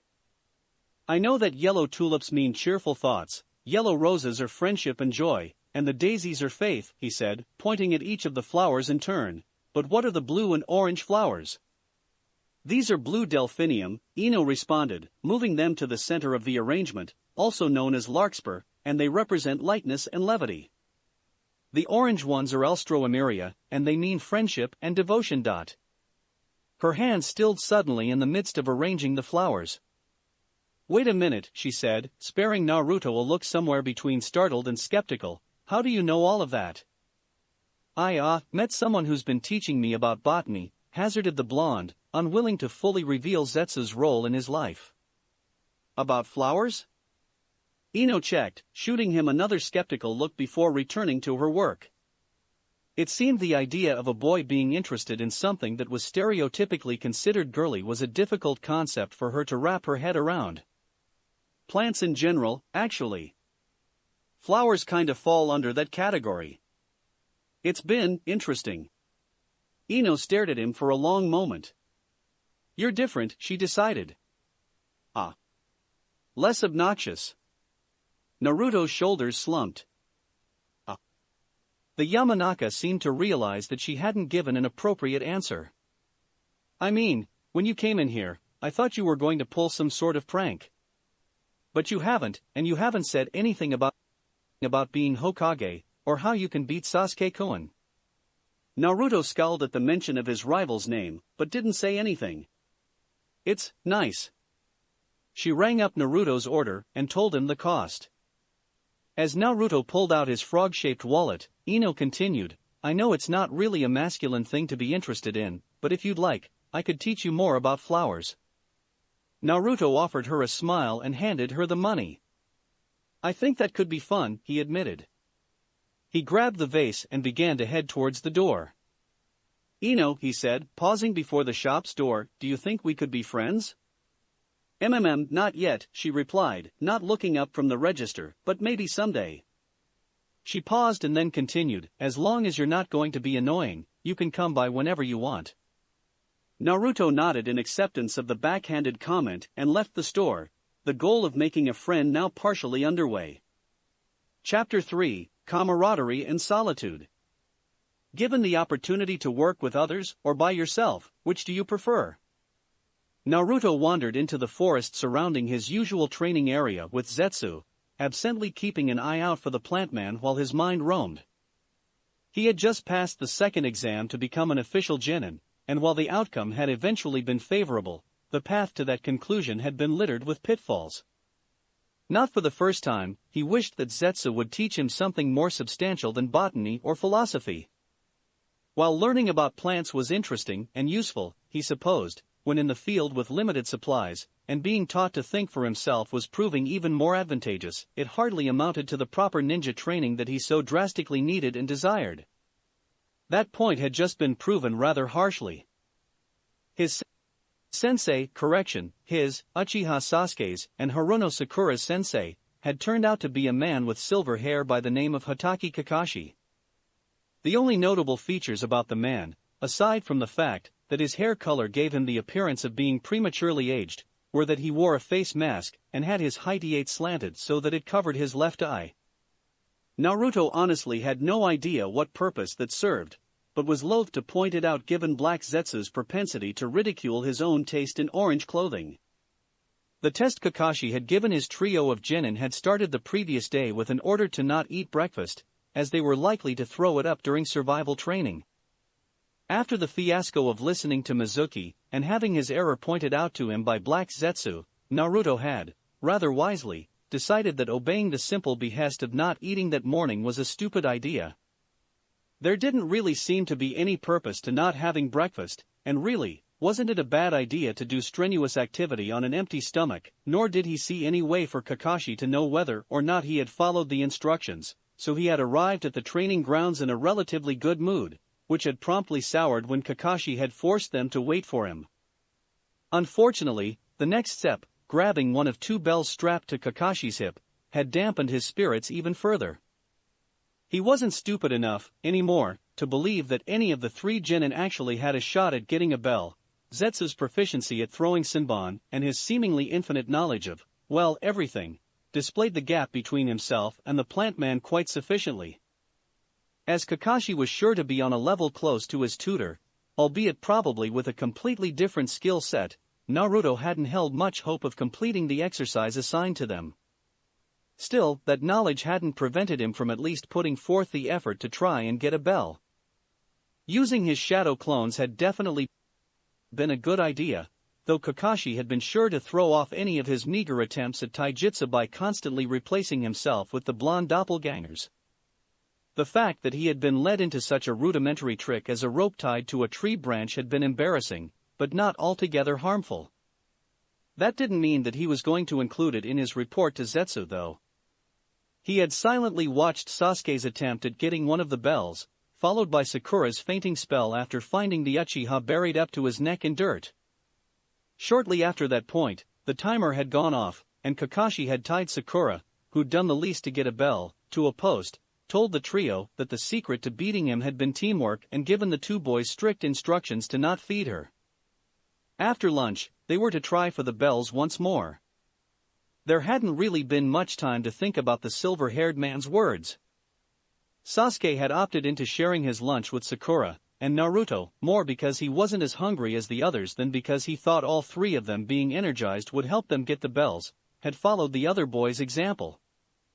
At that point, Kakashi had appeared, and after putting on a facade of anger, he had informed the trio that they had passed. However pleased he was by his success, it was Kakashi's parting words that kept ringing in Naruto's head, driving him to seek out his dual-tone tutor. Those who break the rules and codes of the ninja are called trash. But you know what? Those who don't take care of their comrades are lower than trash. The teamwork speech had been hard to swallow.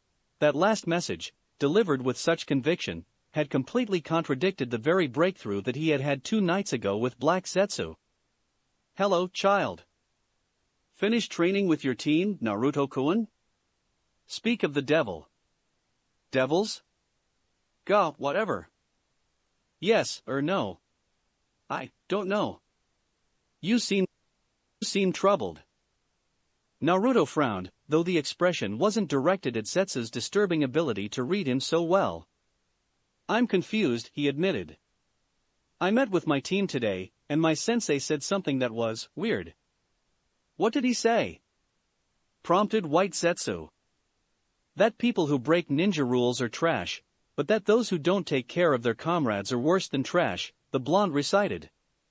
He seemed to really emphasize teamwork. Black Zetsu made a sound that Naruto thought might be a bark of laughter. Unsurprising. Really? Konoha's shinobi are firm believers in the will of fire, Black Zetsu explained. It is a faith that causes them to risk themselves in an effort to protect those weaker than them, whether they are the next generation or the people working with them on a mission. You don't agree with it, Naruto stated, though the hesitance in his voice made it sound more like a question. Black Zetsu's snort of derision told him it was a stupid one to voice, most likely because he already knew the answer. What should it matter to you if your teammates perish on a mission? Does it affect your well-being or performance? Well, what if they're your friend? This time, the laughter emanating from Zetsu's darker side was far more recognizable. Are your teammates your friends? Naruto opened his mouth to reply, but then closed it, thinking. Kakashi was his superior, and a too recent addition to Naruto's world to be considered anything more than that. If the man's beliefs were anything to go by, Naruto could trust the Jonin to protect him, but he wasn't sure he could classify their relationship as anything beyond a strictly student-teacher one. Sasuke was a rival, or had been, at any rate. He was a measuring stick by which Naruto could judge, had always judged, in a way, his own progress, though now that he thought about it, trying to track his own abilities against that of someone who was also growing wasn't a very accurate gauge of how far he'd come. Using someone whose relative power had hit a sort of plateau, Kakashi or Zetsu, perhaps, was a better choice to judge his own improvements against. But even beyond that new revelation, Sasuke was a very aloof individual, never partaking in group activities the academy hadn't forced him into, and choosing to distance himself from others. His very nature would make it difficult, if not impossible, to become friendly with him, and even his teamwork mindset during the Bell test had only come around because Kakashi hadn't really given them any other option in the matter. Sakura was the girl he had a crush on, but now that he was trying to analyze her objectively, he realized that he had no reason to be interested in her.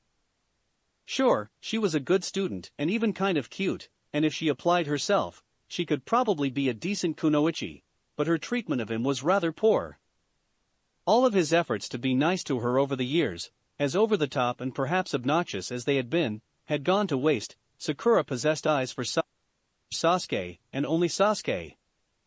During the Bell test, she hadn't even made an appearance until Kakashi had trapped Sasuke beneath the earth, and after waking up from passing out, she had immediately helped her crush out of his predicament. Naruto, hanging from the rope trap nearby, plotting his next move, had been conveniently ignored by her throughout the entire exercise. They weren't friends, they were just people he had been partnered with to continue his ninja career. It was a little weird to acknowledge that Zetsu's method of forcing him to think things through had given him insight that, several weeks ago, he had never possessed. Seeing things from an objective, unbiased point of view was rather eye-opening. He made a mental note to not complain about Zetsu's teaching methodology the next time the thought cropped up. The comprehension must have shown on his face, for White Zetsu said, "It looks like you understand." "Yeah. I'm surprised you asked us such a question," White Zetsu observed. "We thought our position on such things was made clear to you." "It was. He frowned again, scratching the side of his head. "Sometimes I forget that you're set in your ways, and I dunno, it's weird to have people teach you conflicting things. You're quite impressionable." Thanks." It was not a compliment. "It is a handicap. Once you get an idea in your head, it sticks there," elaborated White Zetsu. "However, the new idea tends to dislodge any of the old ones you have, making you lose focus of what your original opinion was. This matter is a good example of that." So, Naruto began, working through this train of thought, "If you don't like me learning other people's opinions, why didn't you just say that your opinion was the right one? You should be able to learn these lessons on your own merit. What purpose is served by feeding you the answers? Experience is the hallmark of learning." That's true. We are also not so arrogant as to believe that our philosophy is the only correct one. Naruto's expression must have displayed his confusion, for White Zetsu continued, "It is merely the one that we have concluded best suits our life based on past experiences. Villages such as Kanehagakure and Iwagakure would have not survived long by adhering to principles such as the will of fire or the will of stone if they were not successful ideologies. We simply believe them to be foolish faiths to put stock in." "You're confusing." White Zetsu tittered lightly, and when Black Zetsu spoke, Naruto could almost imagine that he was scowling. "And you're mindless," he retorted, "a trait which we are trying to rectify." Naruto peered at his mentor curiously, unfazed by the insult. Black Zetsu had delivered the line without any of the venom he usually put into his snarls, and so Naruto knew that he didn't really mean it. But the green-haired man had a strange habit of talking in circles and contradictions, and so sometimes it took a bit of thought to get to the point he was trying to make.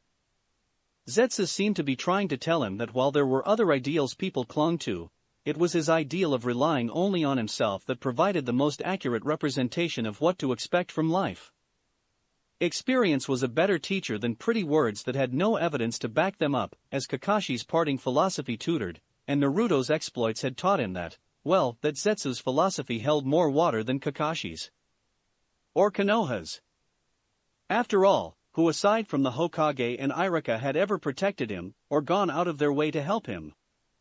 He was alone and unlikely to turn Sasuke and Sakura into his comrades, given their personalities.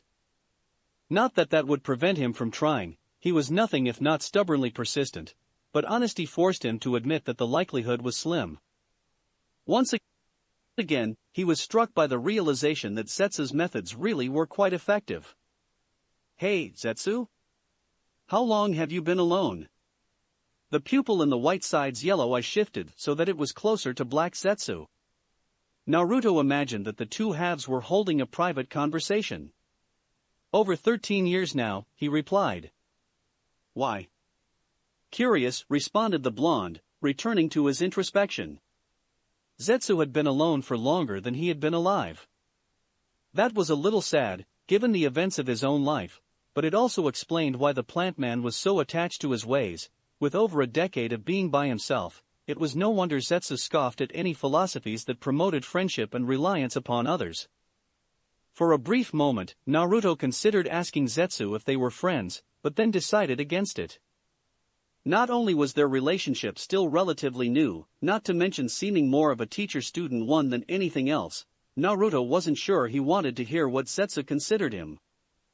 Given Zetsu's personality, the plant man was unlikely to deem Naruto his friend, and given the only partially successful quest the previous day to try and befriend Ino, the blonde didn't think he could stand being rejected, again, especially not by the person he was currently closest to.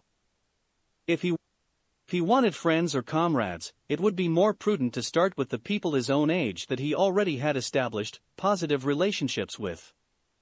Given that most of his peers tended to mock or ignore him, his options were rather limited.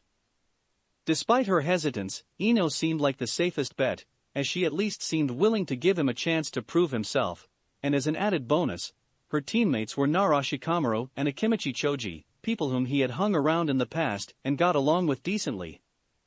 Plus, it was possible that he could gain insight into the process of strengthening bonds with his own teammates by observing the other three genin in action. It wasn't exactly what Zetsu wanted him to do, but then again, the former Kusanine had just admitted that his philosophy wasn't the only right one. If the plant man could be wrong about one thing though, as it stood now, his arguments all held a lot of merit. Who was to say he couldn't be wrong about others? Would it really be such a bad idea to try to turn Sasuke and Sakura into his comrades, to make friends? Black Zetsu had already stated that Naruto shouldn't trust his opinions, he should trust only what made the most sense. If experience was the hallmark of learning, then the blonde should at least be willing to give his teammates the opportunity to become comrades and or friends before making any final decision about them prematurely. Naruto broke out of his musing to find Zetsu staring at him, a speculative look on the white side of the former Kusanine's face. He blinked, mildly unnerved by the scrutiny, and stammered, "I'm gonna go do something." "Is that okay? You do not need our permission to leave. Our lesson will merely be postponed. Seek us out when you desire another one." The blonde was a little surprised at how tame his tutor's reaction to his leaving was, but tried not to focus on it. He nodded once and hastily left the forest, uncomfortably aware of Zetsu's far too knowledgeable yellow eyes on his back as he did so. Naruto tried to organize his thoughts as he made his way toward the 12th training ground. He had stopped by Yamanaka Flowers just to make sure that Ino wasn't working, and the man behind the counter, a man the blonde presumed to be Ino's father, had pointed him in the direction of Team 10's training area upon inquiring about Ino's whereabouts. The Jinchuriki entered the 12th training ground and found his fellow blonde standing next to a boy with dark hair tied in a spiky ponytail, vaguely resembling a pineapple, who was reclining on the ground, hands laced behind his head. In comparison to Ino, who was avidly watching a spar between a chubby boy with light brown hair and a tall, sturdily built man Naruto guessed was Team 10 sensei, the dark-haired boy had his eyes closed, an aura of boredom and relaxation emanating off of him. Naruto coughed to announce his presence, and Ino whirled around, her long ponytail whipping through the air. Nara Shikamaru opened one brown eye lazily and grunted, "Naruto," in greeting before returning to his previous activity of trying to sleep. "Hey Shikamaru," he greeted before turning to the boy's teammate and adding, "Ino." "Naruto," she returned, and there was a definite note of caution in her voice, as if she was unsure why he was around. He was distinctly reminded of her hesitance and skepticism when he had entered the flower shop the other day, and knew that turning Ino into his friend would require a lot of work to change the opinion she had of him from the academy. "What are you doing here?" He shrugged. "Kakashi-sensei dismissed us for the day after we passed his stupid bell test, so I thought I'd come see how you guys are doing."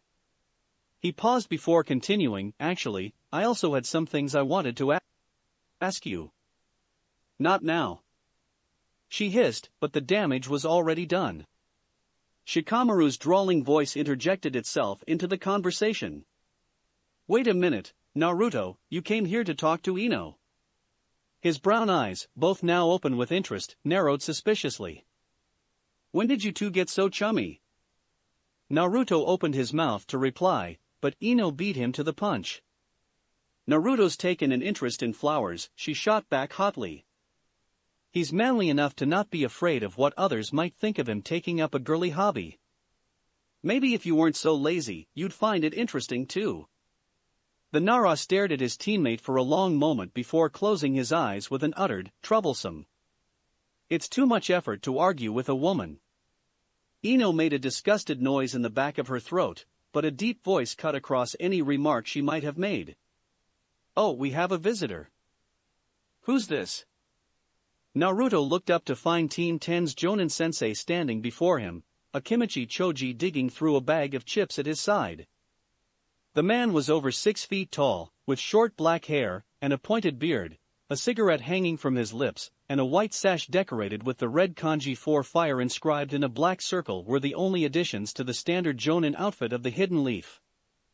While the Jinchuriki took in the appearance of the man, Ino said, "Asuma-sensei, this is Naruto. He graduated with us, and he's interested in becoming my protege at the flower shop." "Is that so?" Ino nudged him with her elbow, and Naruto managed, "Yes, Asuma-sensei." "Sorry for interrupting," he added, attempting politeness for a good first impression. "It's no problem. I was just about done with these guys anyway." He blew out a cloud of smoke. "You can go, but we're meeting here at the same time tomorrow, Ino." "Got it.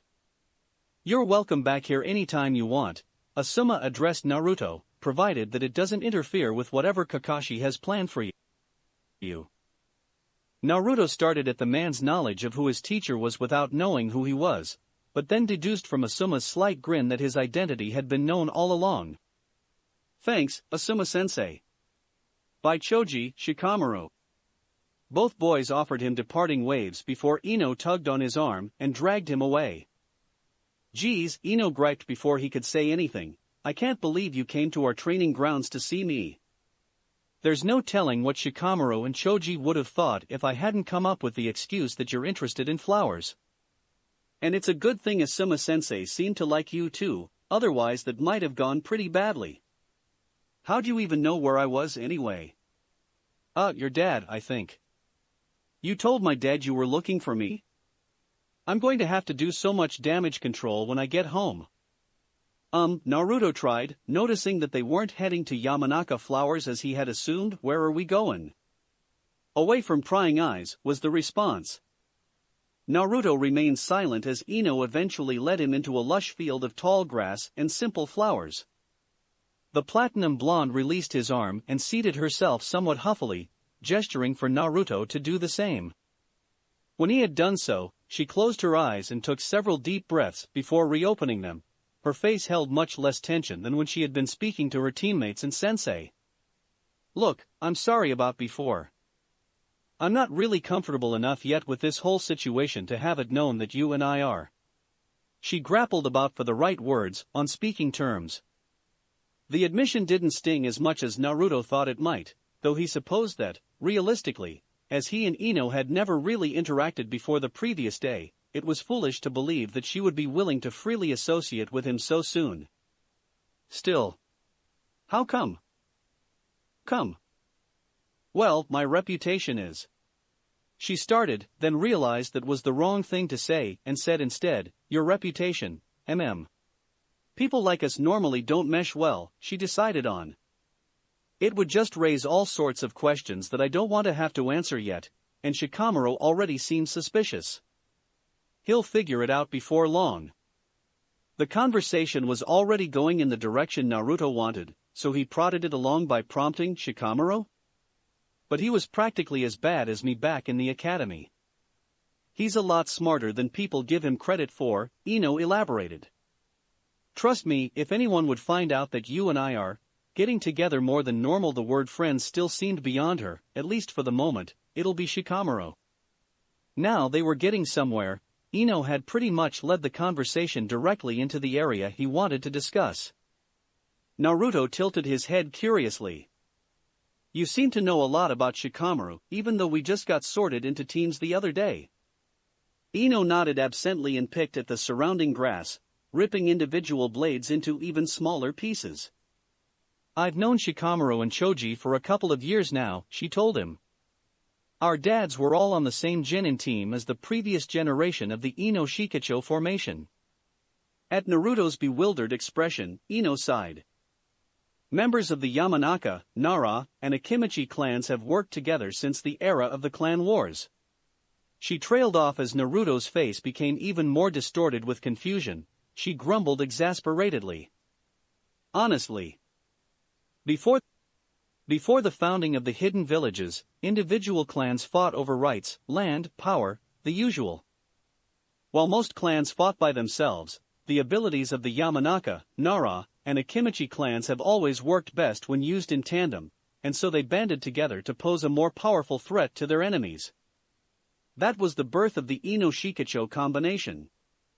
When the Uchiha and Senju clans founded Konoha, they extended invitations to several other clans to join them. One of them, the Sarutobi clan, invited the Yamanaka, Nara, and Akimichi clans to join alongside it. They all agreed, along with the Hyuga, Aburame, Inuzuka, and Kurama clans, and thus Konoha was born. She lifted her hand and jingled the small, silver, hoop earring dangling from her left lobe with her pointer finger. These earrings are my dad's. Each member of the next generation of Ino Shikacho is given a set by the previous generation from the time they become Genin to the time they become Chunin. After Shikamaru, Choji, and I become Chunin, a member of the Sarutobi clan, which Asuma-sensei is part of, will give us our own earrings to symbolize our oath to work together and protect both each other and Konoha. Naruto tried not to show Ino how impressed he was with the vast amount of information that she knew, but was sure that he failed. He wanted to ask if there had been an Uzumaki clan that had joined Konoha. Information about the family he had never known would certainly be interesting, but when he opened his mouth, he asked instead, "How do you know all of that?" His female companion gently ran a finger over the petals of a nearby yellow flower.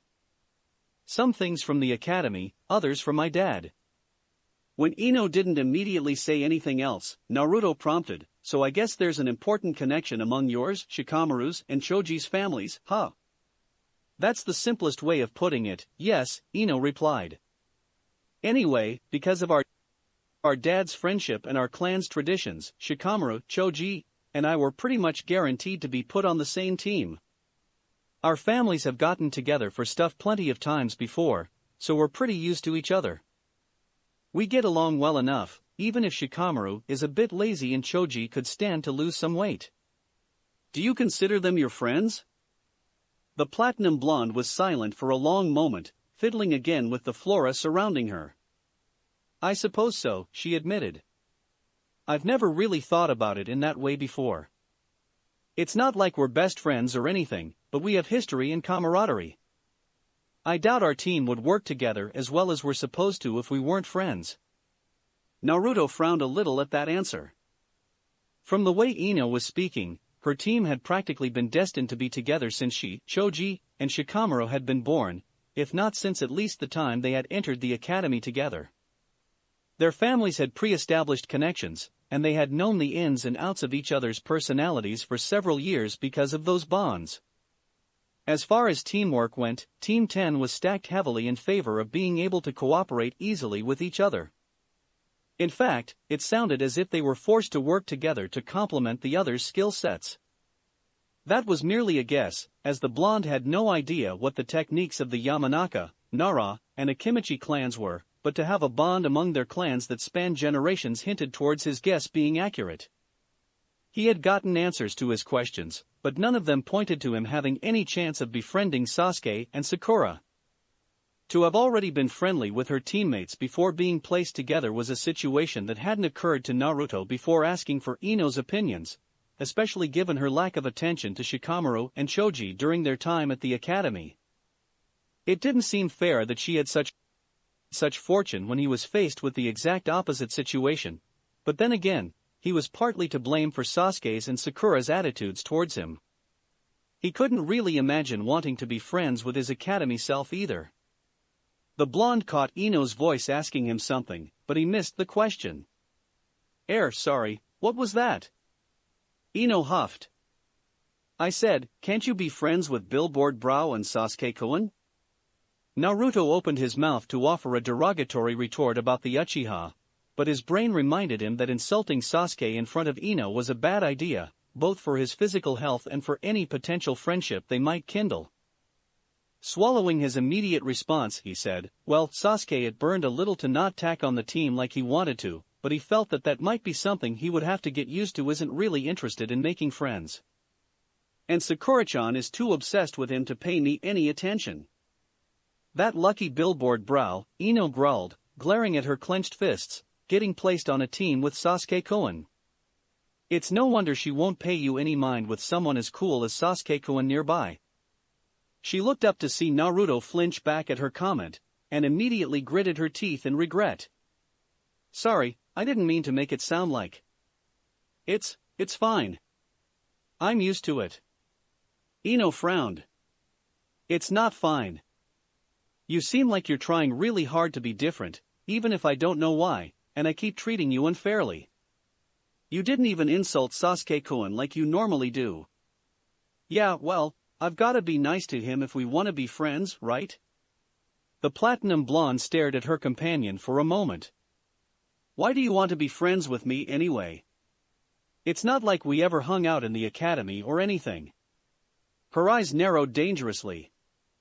Unless this is all one elaborate prank. Naruto stretched out his arms and shook them, hastily stating, No, that's not it at all. He crossed his arms and furrowed his brow, staring intently at his lap. I guess you could say that I wanted to change, and you were the first person I came across who might be willing to give me a chance. So it's just because I was convenient, huh? There was a dangerous timbre in her voice, as if she was offended by his reasoning. Naruto was either oblivious to it or chose to ignore it. Well, at first, I guess you could say that.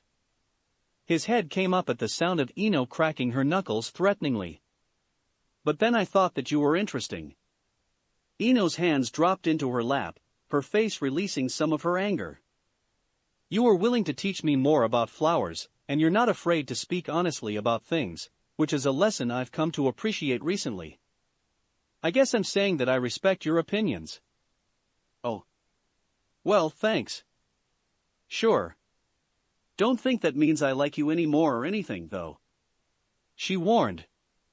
Naruto grinned lopsidedly at her defensiveness before returning to stare at the grass.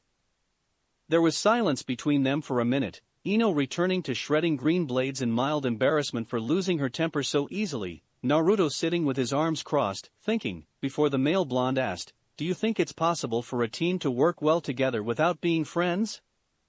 Ino looked at the boy before her. The expression on his face wasn't worried or even angry, like she thought it might be, but simply curious. He genuinely wanted to know her opinion on a subject he would most likely have to deal with, perhaps even draw insight from her answer, so he could properly mingle with his teammates. I don't know, she replied, opting for the honesty he said he appreciated. Naruto nodded, as if he had expected that answer, and the furrow between his eyebrows grew a little deeper. But, she continued, trying to lighten the tenseness in his face, maybe if you continue to be, not annoying? Naruto suggested. She flinched a little at the candor, wondering why everything she said to Naruto seemed to come out wrong. It never bothered her before, but with him trying to be a better person, and that wasn't quite right either, but she didn't have another way of describing it. It seemed unfair to continue labeling him with old prejudices. Change, she supposed, would come with time. Yeah, maybe if you act around them like you're acting around me, they'll be willing to become your friends. Ino stood up after another bout of silence and brushed off her clothes. Come on, I promised you a lesson, didn't I? I'll even introduce you to Dad if he's still at the shop. Meeting someone's family is a good step to becoming good friends. Naruto seemed to brighten at that announcement. Really? Sure.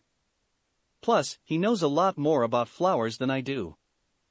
And, she added as they began to leave the field, if you ever want to take Asuma-sensei up on his offer to come visit us, you can. Maybe you should pretend sometimes that you came to see Shikamaru and Choji though, okay? Until I'm used to, whatever this is, she finished, gesturing between them. Yeah, okay. As they walked out of the field, a pair of yellow eyes watched silently from within the confines of a young tree. 1 week later. Geez, Naruto thought, watching Sakura try to entertain the brown-haired grandchild of some important village elder, this kid is annoying. Is this what it was like for people to be around me? Now I really understand why everyone stayed away from me. If only I had some sort of poison to make him be quiet or sit still or something. His musing on his lack of poisons, something he had intended to work on, but kept putting off, was cut short as a toy block clocked him on the side of the head. He grabbed the block off the floor and was prepared to throw it back at the kid when a glare from Sakura stopped him. The pink-haired girl had insisted on entertaining the child herself as Naruto's presence aggravated him. Prejudice, he wondered, passed down from his parents and grandparents? And Sasuke hadn't been interested in what he deemed to be simple babysitting, though Naruto privately thought that Sakura enjoyed the opportunity to show her crush how good she was with children all on her own anyway. Deciding that getting Sakura on his case wasn't worth the trouble of petty revenge, he released the block and slumped back against the wall he had been leaning against, sliding to the floor. How much longer do we have to be here? Until the client returns, Kakashi reminded him from his position in the corner, nose buried in his book. Naruto grumbled to himself, but then turned to Sasuke, who was seated further along the wall with one arm placed atop his bent knee.